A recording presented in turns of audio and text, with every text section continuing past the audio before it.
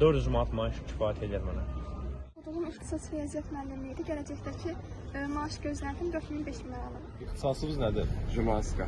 Bəs maaş gözləntiniz nə qədərdir? 1500-2000 manat arası. Oxuduğum ixtisas filologiya, fransız dili üzrə oxuyuram. Orada maaş gözləntisi yəqin ki, yüksək dərəcədə olar. Çünki oxuduğum fakültənin özü də tələbəli fakültə deyil, yəni çox yaxşı standartlara malik bir fakültədir. Geologiya və geofizika mühəndisliyidir ixtisası. Maaş da ki, 4 rəqəmli maaş. Mən riyaziyyat müəllimliyində oxuyuram. Hazırlıq keçməsəm 450-500 gözləyirəm məktəbdən, hazırlıq keçsəm 3000 falan gözləyirəm. İxtisasım geologiya və geofizika mühəndisliyidir. Maaş 2000-2500 arası. Düşünürəm ki, 2000-3000 arası maaş alacaq. Mən Şərqşünaslıq fakültəsində regionşünaslıq ərəbəklərdə təhsil alan ikinci kurs tələbəsiyəm. Öz ixtisasımda belə işləyəcəyimi düşünmürəm. Açıq aktyorluq üzrə yol tutmağı düşünürəm. Geologiya və geofizika 1500-2000 arası.